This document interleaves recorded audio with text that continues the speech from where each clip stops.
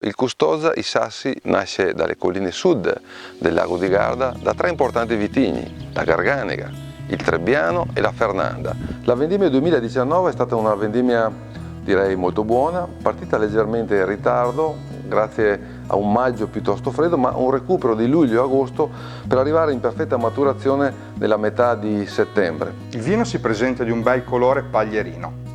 Al naso dominano le sensazioni di fiori, come i fiori da campo e note di acacia, e di frutta, come la pesca bianca e il melone. Nel finale troviamo una leggera nota minerale. Al palato il vino si presenta con una bella freschezza che invita di nuovo all'assaggio. È un vino che si adatta molto bene come abbinamenti ai piatti della cucina tipiche della zona di Custozza, quindi potrebbe essere il tortellino di Valeggio come il broccoletto di Custozza accompagnato a delle uova sode. E ora non vi resta che assaggiarlo. Salute!